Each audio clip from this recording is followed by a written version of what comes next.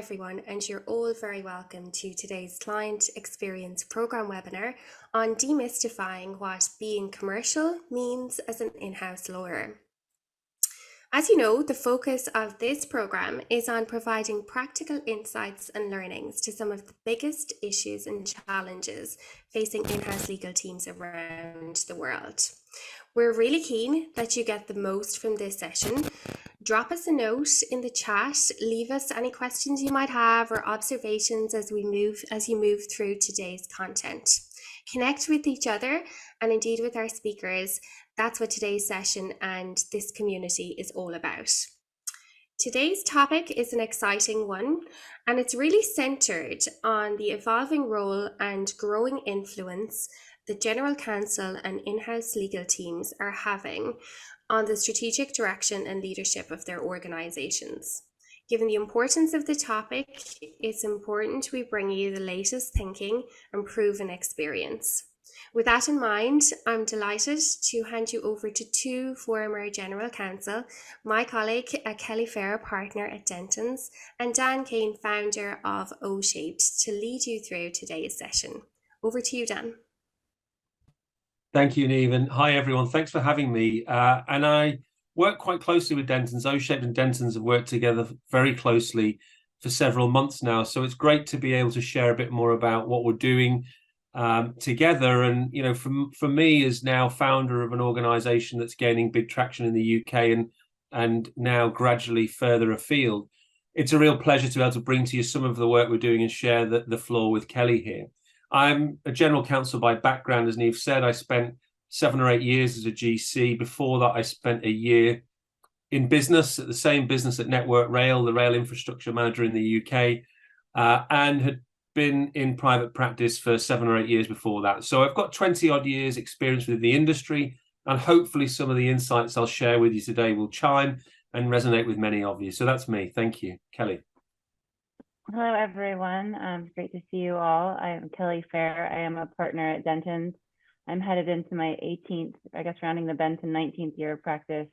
I've been at a big firm, but in those 19 years, I spent 4 years as a U.S. General Counsel for Canopy Growth Corporation, a publicly traded Canadian company with a global footprint.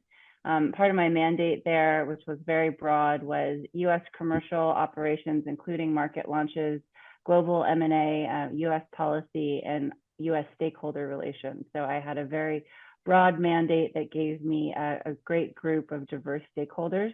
I earned the coveted moniker of a business-minded attorney along the way. We'll get into that, what that means, and kind of breaking perceptions of what lawyers in-house do, but really employing a lot of the mindset that Dan and I are very aligned is foundational in creating that kind of relationship with the business. So with that, I'll turn it back to Dan to kick us off.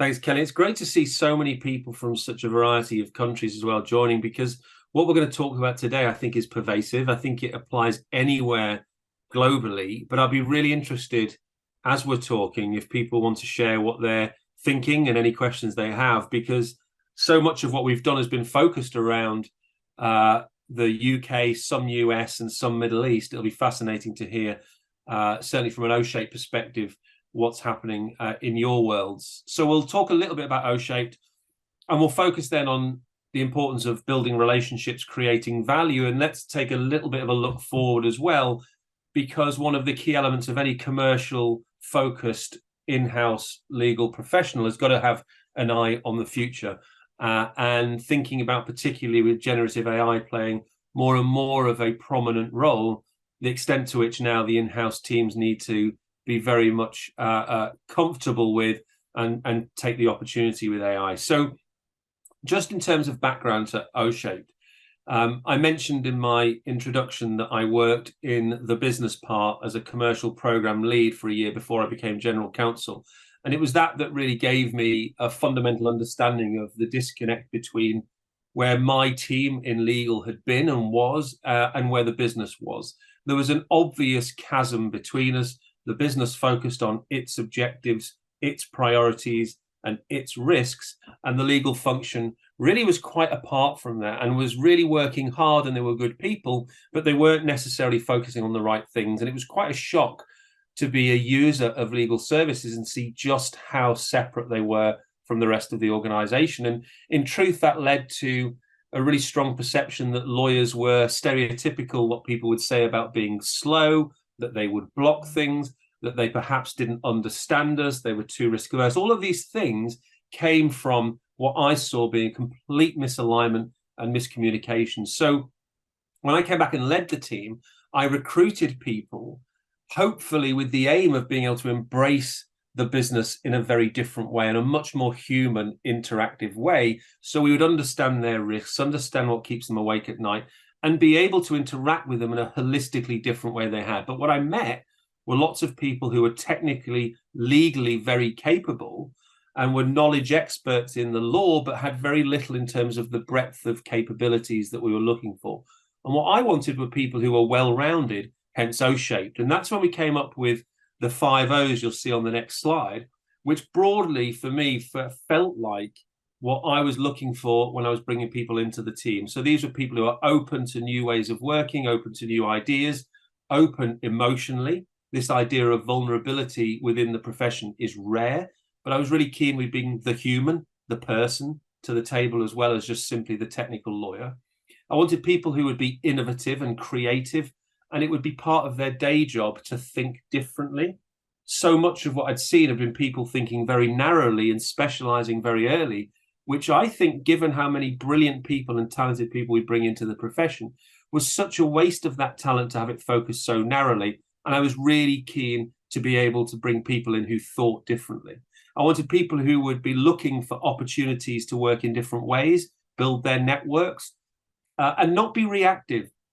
So much of what I saw and still see with in-house legal functions is firefighting, very reactive. I wanted people that would go out, roll their sleeves up, get their hands dirty, and look for opportunities for us to really get closer to the business.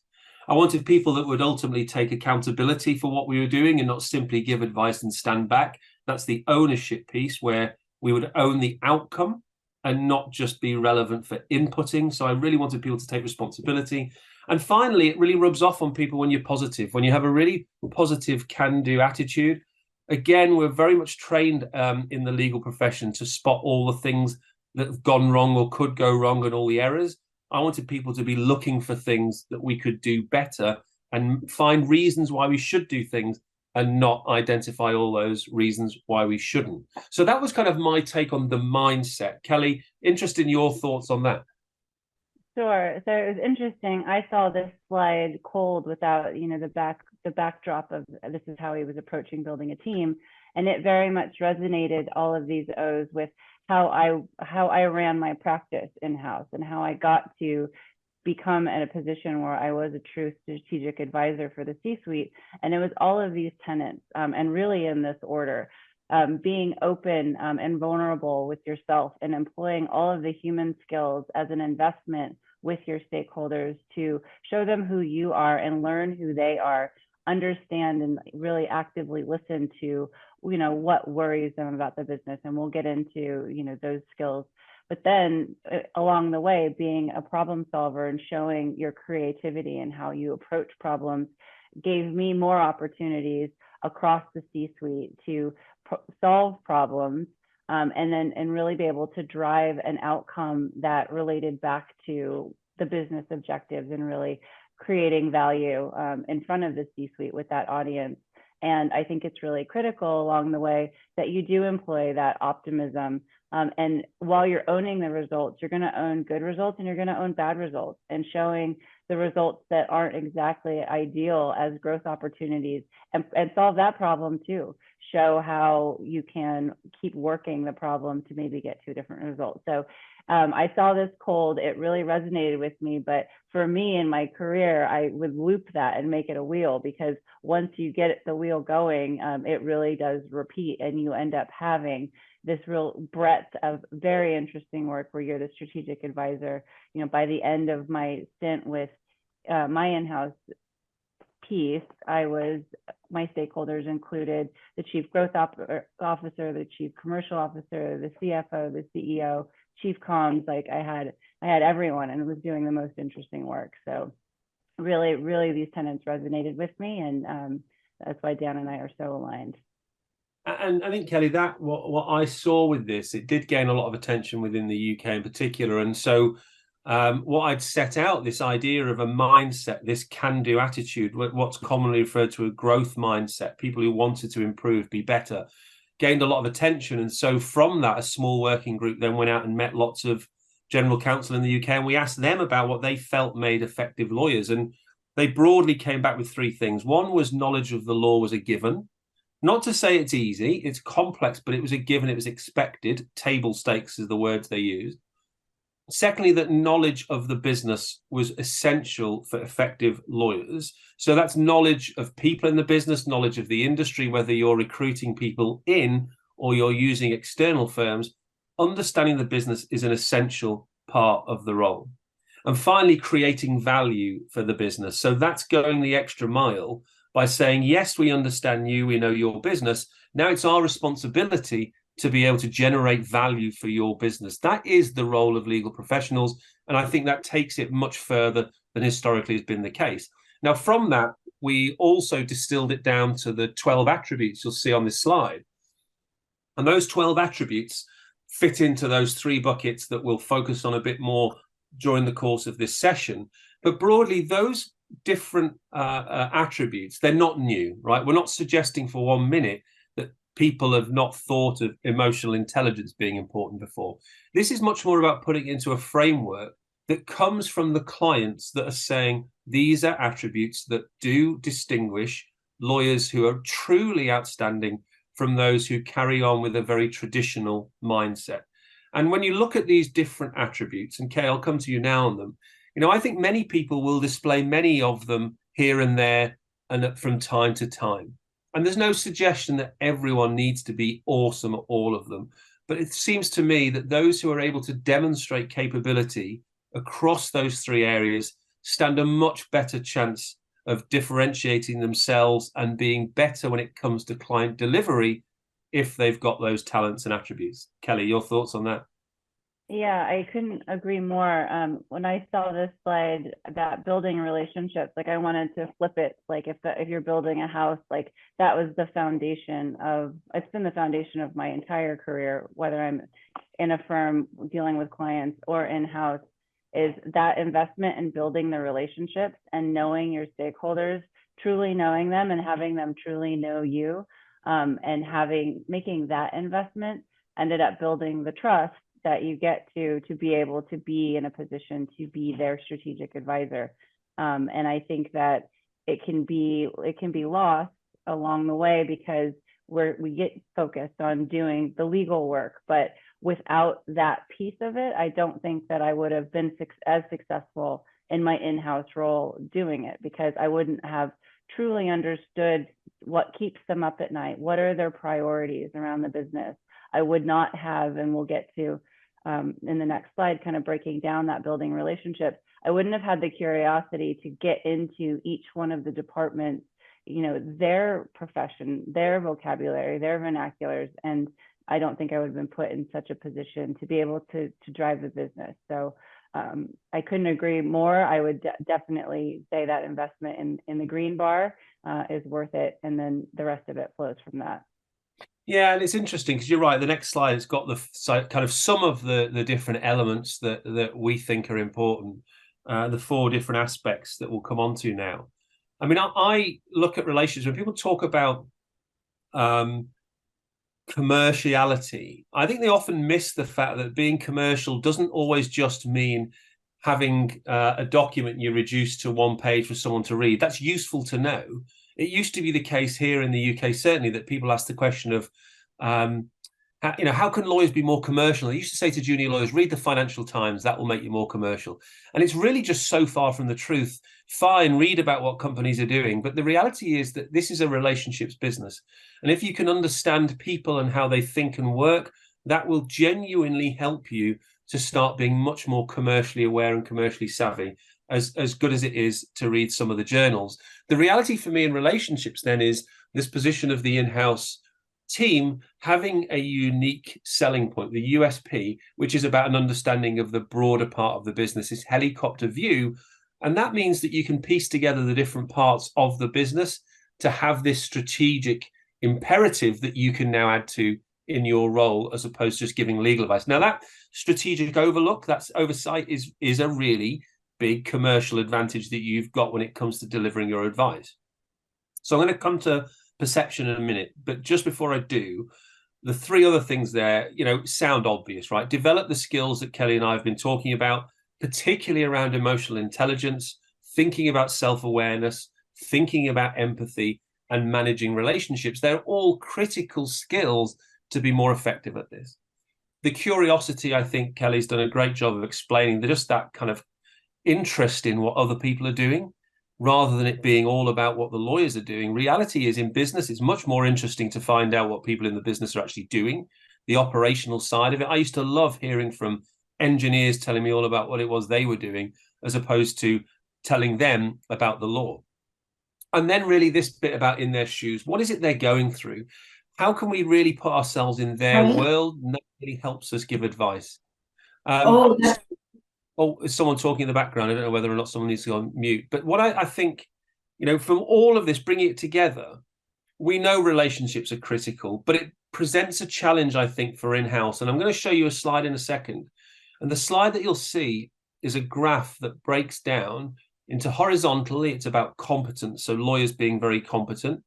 And on the vertical, it's warmth. So that's about trust or compassion.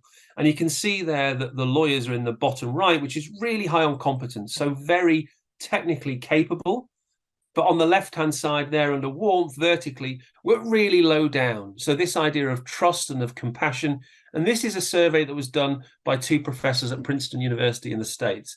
So this data that's come together identifies lawyers as brilliant from technical perspective, but struggle with some of the other capabilities that are required to build effective relationships.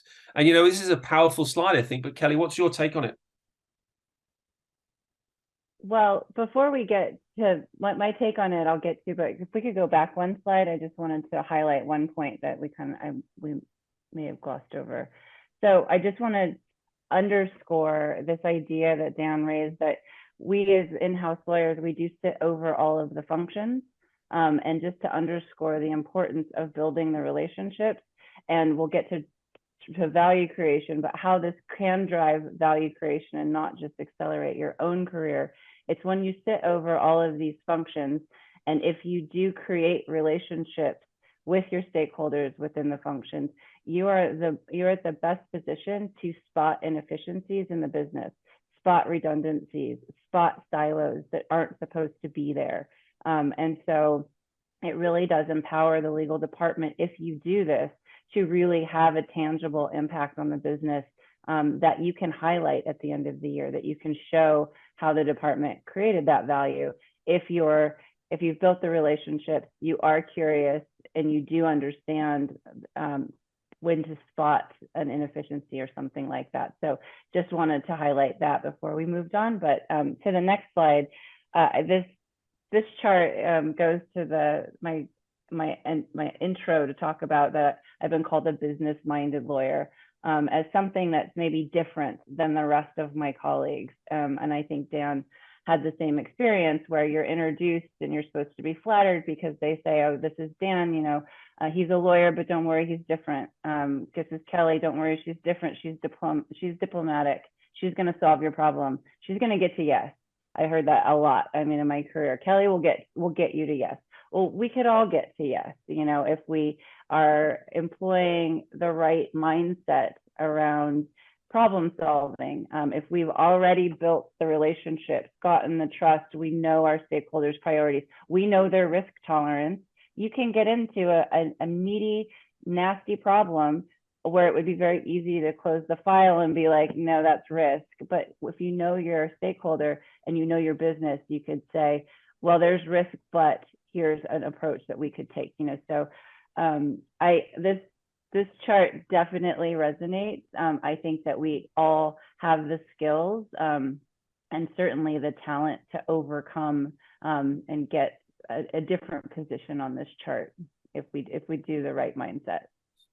Yeah, and it's interesting, isn't it? This point about this perception. I've always felt it's a challenge. You go into a room of people and they'd stop go, the lawyers in the room, and partly that's kind of fun, and but the reality, it's saying, look, we find you potentially a real blocker, that you've almost got this element of police state around you, and we're not sure whether you're on our side or you're against us. And I think it's really important to break that down and to help people understand that we are on their side. Clearly, we need to make sure we're upholding our responsibilities. But frankly, we do want business to succeed, and we've got to get over that hurdle. But it's interesting. We've talked about these skills being, important to us, but I'm really interested to learn within a relationship business, a people industry, what others are thinking. So we have got a poll. Be interested to get your thoughts, because there's loads of people on this call. And if I can, Niamh, Natalie, hand over to you just to take people through the poll. Sure. So we're really keen to get everyone's input on this. So thinking about your in-house legal team, how much time do you spend developing people skills? So is it constantly, we feel we're all over people skills development? Maybe it's lots, we focus on people skills at regular intervals. Maybe it's a little, we're often too busy to dedicate the time to developing our people. Or maybe it's none at all. You still feel and you're skeptical that non-technical legal skills are really a waste of time. So it's lovely to see lots of people having a view on this one. We'd love to push up the numbers a little bit more. So if you haven't already indicated a preference, get involved. So let's do a quick countdown. Let's go. 5, 4, 3, 2, 1. Great. I still see some votes, so we'll just give it another second or so. Excellent. And we will close the poll and share the results. Thank you. I mean, it's interesting, isn't it, that, and maybe not surprising, that we're just too busy to focus on some of these skills. Particularly, we're talking here, Kelly and I, about how fundamental they are in delivering great commercial outcomes. And yet, the majority of people are often too busy to devote time to it. It's interesting because I kind of have this view of the legal profession, this picture of it that I'll try and describe, where you have people, running and riding in a chariot, and the chariot's got square wheels, and they're going really slowly, as you'd expect with square wheels, and then running behind them, chasing, is someone with this beautifully crafted wheel that's perfectly round, screaming for them to stop, but the people at the front in the chariot are saying, no, don't disturb us, we're far too busy, leave us alone.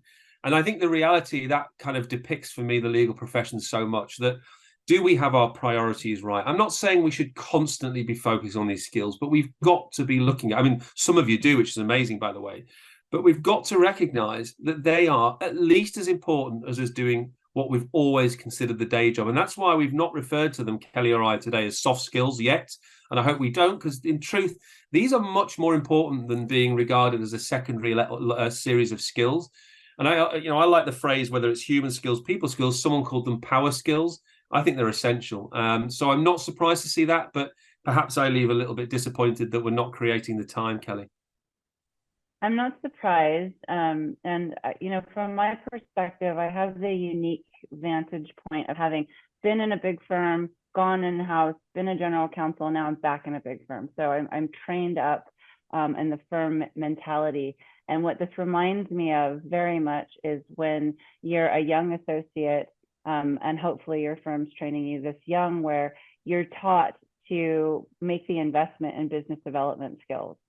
And at the time when associates are over inundated with work, busy work, brief work, writing contracts, all of the things, it seems like, well, when am I ever going to do this? Like, I've got deadlines every day, every 5 minutes. And you're trained to make the time, to have the discipline, to carve out the 10 minutes, to write an email, send an article, Look at your Rolodex. You're trained to make the time to go to the conference, to not sit with the people that you know. I mean, there's all kinds of things that you do to get in the muscle memory and the habit, the professional habit of building those business development skills. Because when you're a partner, you're going to be expected to bring in clients and you're going to be expected to generate revenue. So then coming in-house, I didn't have to do that because I had my one client, but I had stakeholders. So I applied the same discipline to my stakeholders. And if there was new hires into the department, to make sure that I got a 15-minute Zoom with them on calendar. I mean, I was in COVID doing all of this, making sure that you had touch points with your people that weren't just work, that you spent time at the beginning of the call to check in with someone's personal life, to see, you know, what might be driving their priorities even that day. So it is extra work, but it pays off. It really does. There's the ROI on making those investments, like, because when your stakeholders need advice or are in trouble or, you know, just need to bounce an idea off of somebody, they're going to go to the people that they trust. The skills are table stakes. Within all of those interactions, you're going to show and shine your creative thinking and all of the other reasons that you're brilliant outside of just your pure legal skills. So they'll come back to you. And that's when you start getting the more interesting work. And that's when you get more visibility to your stakeholders' priorities and the company's business objectives. So I can't say enough that how important that is.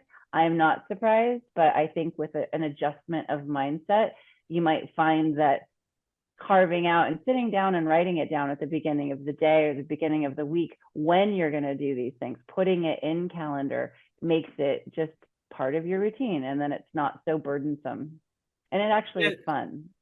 And it is, and you know, that's it. Put it in your routine. When things become habits, they are, after a period of time, they become just natural things to do. And so the more we can make it a habit to start practicing these skills, and I'm in the school of thought that is, these skills do need to be practiced and you can get better at them. In the same way as we can get better in our technical legal knowledge, we can also improve our human or power skills.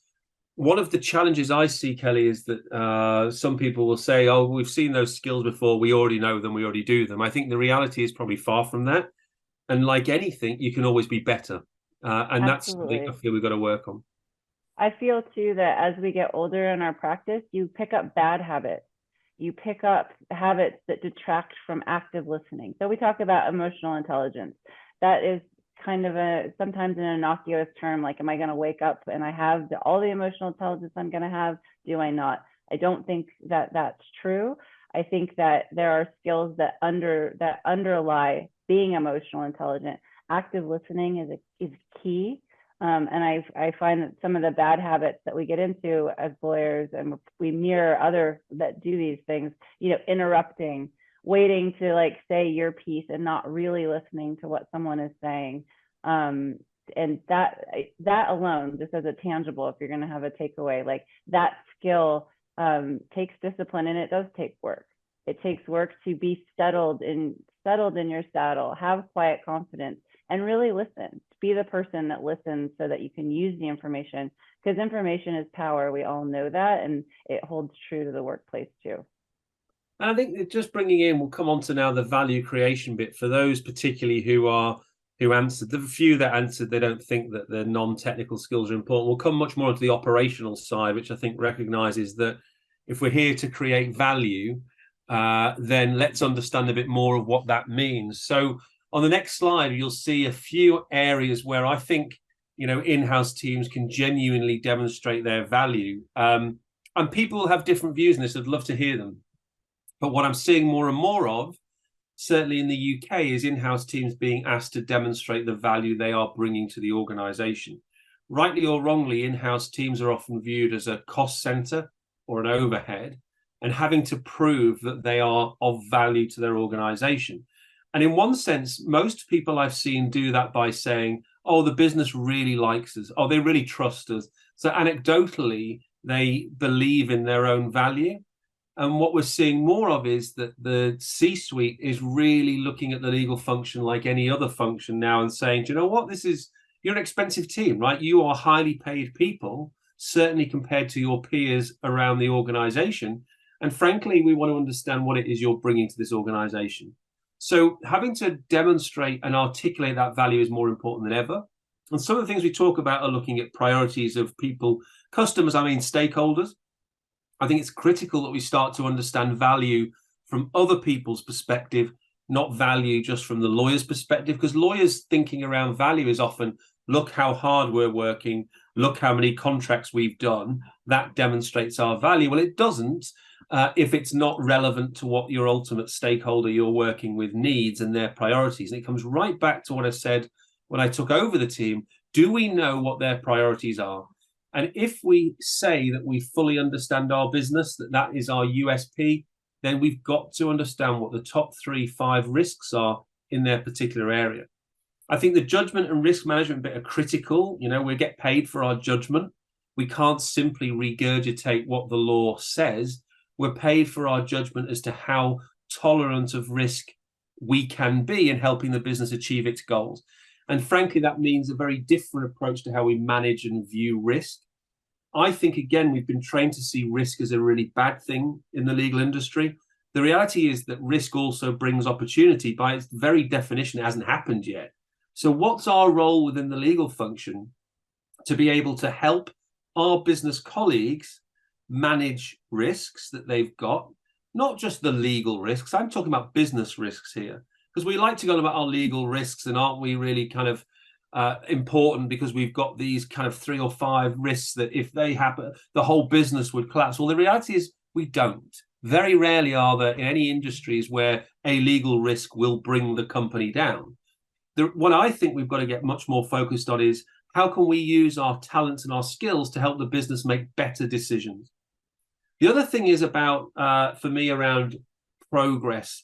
If we're not making progress as an in-house team, if we're not continuously improving what we're doing to demonstrate our value to the organization, we'll end up going backwards. So I want innovation. Back to this O for originality. I want innovation to be part of the day job, for us to constantly be thinking about, can we do things better? Can we do things faster? Can we do things smarter? And I know, Kelly, there's an example you were sharing about Amazon with me that really speaks to this. Yeah, so one way, before I get to the Amazon example, one way that I was trained in my in-house position to think about what I was doing and what was my work truly creating value that I could demonstrate to my stakeholders, to the C-suite at the end of the year for whatever reason. And it started with the company's objectives, and a lot of companies have annual objectives that they publish that then trickle down to departments, and then they have their objectives, their scorecards. They're called a host of very different things. And so what we did as a team is we evaluated the work that we were doing to the company's objectives and to the department's objectives. And if the work that we were doing didn't ladder up to move the needle on these objectives or push the ball forward, then we needed to evaluate where was the work coming from and why was it, what was it? What was the purpose of it? Why is this off base of where the company wants to go? So that was the first step. And then qualifying that work. Once we realized it was in scope, it was going to move the company forward, doing the work in a way that we could qualify it either by pace or by size or by novelty. Why did we do this piece of work in a way that actually advanced the ball, whatever your favorite analogy is, so that you could show it, and you weren't just at the end of the year when you needed to demonstrate what you had done to move the company's objectives forward, not having a lot to say. So that was critical, and the discipline that I had and my team had to just really be evaluating the work that you're doing and asking the questions. And if you've done the front work and you've built the relationships, then you can ask the questions about the work and how it's going to be advanced. And then the good example that I heard the general counsel of Amazon speak before a group of U.S. attorney generals, and he came into that role, which had, over 600 attorneys under him, with a mandate to them on pace. He wanted, as one of his objectives, to change the pace of the organization. So to advance work. If work was taking months, decisions were taking months, bring it to weeks. If it's weeks, bring it to days. And he empowered his lawyers to find inefficiencies, find processes that were creating a backlog of decisions that were making policies being stagnant, and just like the company not being able to be as nimble as the company wanted to be. Amazon, as a company objective, wanted to be more nimble. So the general counsel made his lawyers more nimble, empowered them to make decisions without having to go through, 5 levels of approval to get to him. And within that, let them make some judgment calls themselves. And in doing that, Amazon became much more nimble. And going into COVID, you saw the policies that they were able to roll out. They took policy positions on some pretty provocative subjects. They stopped testing their employees for cannabis. They made that decision in a matter of 2 weeks. A company the size of Amazon should have taken about 2 years to make that policy switch. But he, under his mandate, because he wanted his team to go faster, and not an irresponsible way, but in a practical way, and just we rip out the impractical pieces of what they were doing, and it really did make a difference. And so that's that qualitative part where then it's easy for Amazon's C-suite to say that generated a lot of value. Yeah, I always find it interesting, Kelly, with this. We talk a lot about the better, faster, smarter, about how can we be more efficient as in-house teams.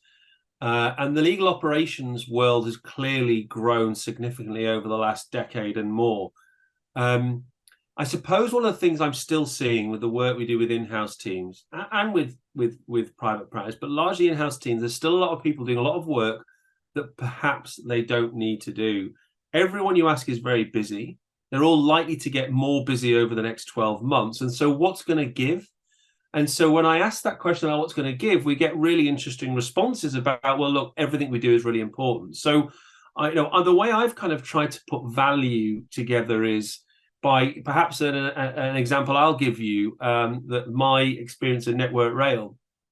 And there was an example, and you'll see it on the next slide, and it'll bring in this pretty awful situation here where you've got a lorry under a bridge, which is not a great position, and this bridge gets hit a lot, and the railway is running over that bridge. And you can see just on this occasion, that's the 120th time that gets hit. Now, this is something that happens regularly, daily, in fact, more than once a day. So what we're seeing is a regularity of things that clearly cause all sorts of problems for our end users, our customers, the people who use the railway. They get delayed because the bridge has to get closed, because it needs to be inspected in case it's damaged by that lorry that struck it.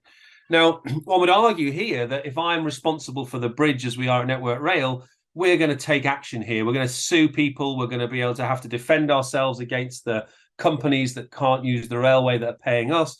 There's a whole myriad of legal issues here that we could get stuck into, and we could do it 2,000 times a year because that's how often it happens. But the reality is that adds very little value to the business. What the business is clearly looking to do is to stop it happening. And they're asking the question that not enough legal teams are asking about a business issue. Why is this happening? Now, when it comes to stop it happening, why is it the preserve of every other function in the organization operationally to start to play a role in understanding why this is happening and what we can do about it? Why is it that the legal function cannot play more of a leading role in addressing genuine business problems? Because, of course, this has a legal element to it. And, of course, we could make the case of just how important we are because we've got 2,000 claims we're dealing with. But the reality is that the business, frankly, doesn't care too much about those claims. They care about the bigger picture. And I really want people from this talk to always be asking that question. Why is it happening? As opposed to, we've got loads of legal work we can now do and throw at you, business. Now, here, we ended up taking a leading role, bringing together different departments and finding different solutions that we could potentially put forward to reduce the number of times this is happening. So I think the legal function can play a leading role. It does then make you think about what is value? Is value the kind of thing I'm describing here? Or is value churning out lots of work every day because the business is creating it? And I'm really interested in firstly, I suppose, Kelly, your reflection on this, and then we'll come to the group to ask a question as another poll. Well, it's the difference, I think, between, you know, the perception slide we showed where, you know, lawyers are over in this island off to themselves, being lawyers, or are they problem solvers? And here the business is asking for the lawyers to be problem solvers. And from my perspective, the lawyers should always be the problem solvers. It is easier and tidier to say no, and no, there's risk here, and close the file and go home. But that's not what is going to create that value, and that's not what the business wants. They want an assessment of risk. They want to know what some possible solutions are against that assessment of risk. And again, going back to that foundation of building your relationships, you're going to know what your stakeholders' risk tolerance, you're going to know what that risk tolerance is in the broader scope of your company's risk tolerance on a particular issue, and then be able to collaborate amongst your team, because you have those relationships too, to get some diverse thought at a problem, and then be able to present some creative solution and do it in a way that you know that your business stakeholder is going to identify with a nice executive summary. And here's a possible solution, and here's the risk around it, and here's a recommendation against that risk. So it takes more time. I'll tell you, it's a whole lot more fun than just toiling away and just, you know, pontificating on the state of the law or the state of, you know, the risk. So it really just, this example highlights for me the split in the road. You know, you want to be the lawyer, or do you want to be the problem solver? Yeah, and a lot of people say to me with this is, well, our role isn't to advise on the commercial side of it. And I don't think this is advising on the commercials. I think this is simply offering a view as an intelligent person as to what can we do to solve a problem. And I think that's very different from giving commercial advice, which many people would say, and I understand they're not there to do. But I think this is very different, and this is a zone we should be playing in without doubt, in my view. But I'm interested in what others think. So I think we've got another poll, and over to you then, Niamh, just to take people through it. Okay, so this is the second time we've run this session. We had some really interesting and honest results last night when we did this. So very keen to hear what everybody thinks. So how much value do you feel you've contributed to your business in the last 2 weeks? Do you feel that everything you do adds value to the business? Most of your work adds value to the business? Maybe you're not really sure how much value your work adds, or you might feel actually very little of what we currently do adds value. So again, great to see lots of participation on this one. So we'll do our normal countdown. So let's go 5, 4, 3, 2, 1. On this one, still lots of votes coming in. So we'll just leave it for 2 seconds and we will end the poll and share the results. Thanks, Niamh. I mean, it's interesting, you know, like all of this, what I see from this, let's just leave aside for a minute that 1 in 5 are of the view, and that's fine, that everything I do adds value. That 80% of people pretty much are in the space where we can do other things that would be more valuable. And so when everyone will say that we're really busy in-house, we're at capacity, well, 4 out of 5 are saying, actually, we don't think everything we're doing is adding value. Right, we know most of it is, or I'm not really sure.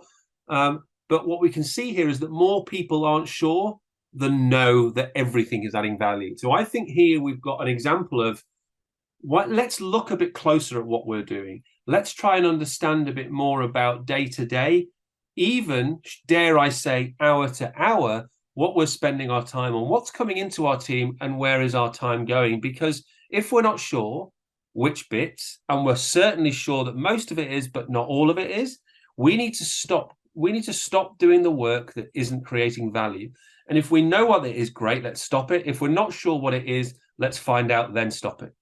Kelly, what's your take?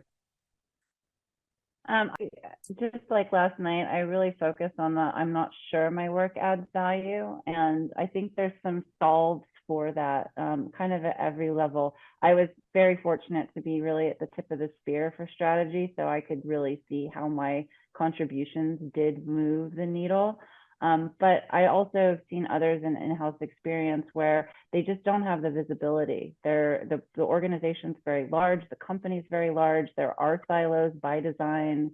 And so for that, I think that solved to it is very much similar to being in a big firm, a mentoring situation where you can have someone who's above you that's a mentor and even potentially turns into a sponsor that can give you that visibility. And if you've built the relationships, you should be able to have those discussions of, okay, I'm doing this piece of work, I'm doing this contract, and I want to understand where it's going to go. I want to understand how it's going to be used. I want to understand the commercial results. And if you don't have the direct tie to the stakeholder in the other department, or maybe you do at your level, being able to follow and map that work and map the work that you're doing so you can see what the end result is. And even further than that, what are the commercial metrics coming out of whatever it is. So it takes a bit of effort, but it's the same effort we were talking about, that investment in the relationship,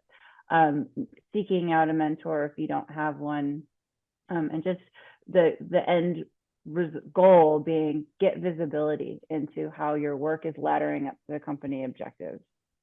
Yeah, and I it's interesting because I brought in for a while, we didn't use the term time recording, but we used it as a kind of activity analysis. We wanted to understand what people were doing just so we could then try and filter out the work that wasn't genuinely going towards the priorities of the organization. But it's a very sensitive topic in-house to be talking about time recording, because most people still have, if you've been through a private practice beforehand, which probably the majority of in-house lawyers have at some point, then you will still have a chip on your shoulder about time recording. And so we were very sensitive to that, but recognize if we don't understand what people are doing, how do we know that everything is adding value?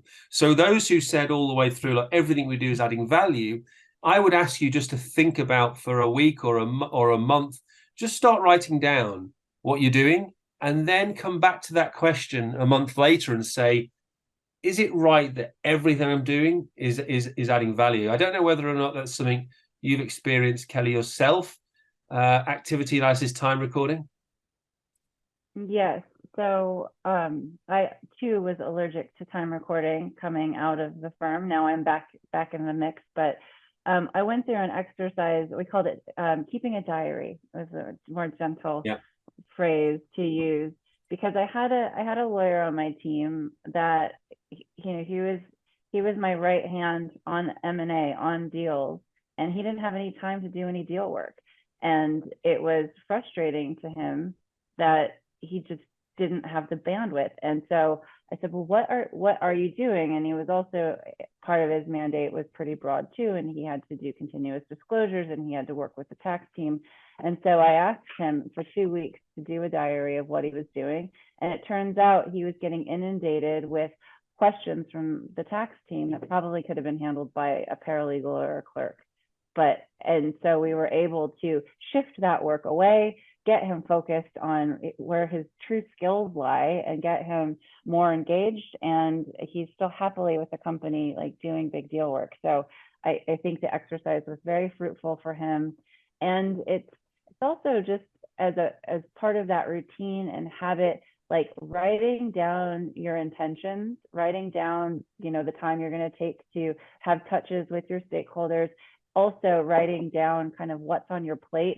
And if you've got the company's objectives or scorecard or whatever it's called, having that also on your desk to see like how what you're doing ladders up to those objectives, and then being able to quantify it and qualify it. And then you have like a piece of work product that you can, in a moment's notice, be demonstrative to the value you're adding. Unsolicited advice. It's a great example, though. It's a great example that can be transformational for people. That if you've got people that we've brought in with really good experience, that we're not giving them work that frankly is where their skill set lies, where their interest lies, they'll get bored and move on, right? So it's not just about being more sensible about adding value. It's about also giving people meaning in their work and ensuring that we're doing the right work. And I think that, again, demonstrates the real commercial approach to giving our advice. I want to just take us on to the last area, if I may, just on a future look. I'm conscious that we're coming towards the end, and I'm not sure if there are questions coming in. Neve will no doubt tell us, but we'll spend a couple of minutes on this, and if there are any questions, Kelly and I will no doubt be happy to answer them as we go through. But we can't not mention, when we look at adaptability, what's happening in the digitalization, not just, of course, of the legal profession. In fact, the legal profession is trying to get a grip on it and is traditionally quite far behind the movements. But I think on this occasion is recognizing that because the wider reports have suggested that the legal industry is more susceptible potentially than any other industry to being disrupted by AI. There was a Goldman Sachs report that said 44% of tasks could be automated within the legal industry. That Deloitte's report highlighted an AI provider, so perhaps they're coming laced with a bit of bias, but was saying that within 5 years, they reckon that the average lawyer's job could be done by AI, and that in a year, a paralegal's role could be done by AI. So it's clearly there is a real movement for change, and it's going to happen, and there's an inevitability about it. But the quote that's there from the IBM report about needing to embrace AI feels to me like a role that legal professionals can now be taking on to learn more about it. Back to our word about be curious. No one at the moment, as far as I can tell, is truly expert that I've met on what's going to happen. We don't have a crystal ball, but I feel that the right thing to do is to be curious, to listen, to understand what's out there, and to think about everything we do every day. If we want it to be better and smarter and faster, what's the role that generative AI can do in that? Some teams I know are already using it as part of a chatbot where they've created their own large language model, which is essentially just a load of material they've brought together. And they've worked with a company to create an algorithm that allows them to answer questions from the business. And it's much more predictive because of the questions that are being asked. Now, that requires, I think, a very progressive mindset to risk and approach to risk. But I sense that that's probably the direction of travel for many in-house teams. But Kelly, what are you hearing about this? So this is going to be from the Dentons perspective, and I'm not surprised because Dentons is such an innovative firm. They are already ahead of it and using the tools and rolling the tools out to us as lawyers to then be able to demonstrate to clients how we're using the tools to be more efficient. If it makes sense for the client. So I think that is a smart approach to, not bury our heads in the sand, but rather be the ones that are ahead of it, curious about it, looking at the tools, evaluating the tools, and demonstrating to the business that, legal is coupling with these tools, or we are figuring it out, so that if the tools end up being a great thing, drive efficiency, drive pace, whatever it is, that the law department gets to own that win and own that result as part of the value creation proposition. So I think that's probably the better approach than just to, want to keep it at arm's length because it presents risk to talent. Yeah, and a lot of people I hear now say, let's sit back and wait to see what happens. I think the reality is it's happening so quickly, unless you're doing what you describe and Dentons are doing. And, I've seen that firsthand now, having worked closely with Dentons over the last few months. I think you've got to be making inroads here and not just simply waiting to be done to. But we've got something, I think, for, again, a final poll, just to see where other people are at in this, because Kelly, you and I have got a view, but I'm sure that many other people on the call have. So Neve, over to you. So our last poll of the day, we're really keen to understand how you feel about the potential impact of generative AI on your team. So would you say you're really excited, that you feel it's a game changer and that it's going to help do our jobs better? Maybe you're very interested and you can see some potential. You might still be in the skeptical bucket, so you just feel that technology cannot do our jobs. Or maybe you're feeling threatened and you're concerned that, in fact, it may actually replace us. So again, we'd love to see what everybody thinks of this one. So some good engagement as always so far. Let's do our little countdown. So 5, 4, 3, 2, 1 on this one. 2 seconds for any last minute votes. Excellent. And we'll end the poll and share results. Yeah, and again with this one, thank you. Neve, look, I think it's great that we can see mostly 78% of people are either really excited or very interested. The other thing I would say here with the very interested is to take some proactive steps, to ask the questions, to be curious, to read the material out there, because I think, look, the reality is that there is going to be an impact. The extent to which that impact impacts our profession is unknown, although many think it's going to be significant. But I'd rather be leading this and on it, as opposed to just simply sitting back and feel that we're being done to. But again, look, nearly a quarter of people are either skeptical or threatened by it. So we've got to recognize there's a real divergence of view with this. And unless we're treating everyone with, I think, their own personal approach to this and being very, back to our point about emotionally intelligent about how people are feeling about this, then we may well risk losing or alienating people. So not surprising, but I just really urge people to be really curious about it. Kelly? I think that just being curious, being interested, and if the legal department is ahead of it and has a good grasp on where it is and where its people are, then you can control the narrative. You can present it in a way that does protect your people, that does protect your job. What can AI do versus what it cannot do? What are the parts where you have to have a human touch? So I think that just, again, not burying our heads, not having it done to us, as Dan says very well, is the better approach. We don't know where it's going to land. We don't know exactly all of the capabilities quite yet, but being able to control the narrative to our business and being able to be the experts, again, the ones that they look to ask the questions, like, should I be, even as other chatbots and other FAQs are being run by bots, should I be using that? Should I be going to the regulator's website? Because I know that, at least in the US, a lot of regulatory agencies at the state level are considering using AI to answer their questions. Do I just go to that site versus coming to in-house? Like, things like that. The lawyers need to be very well equipped to talk about the benefits and also the risks and downsides of using the tools. Perfect. So I think, thank you, Kelly.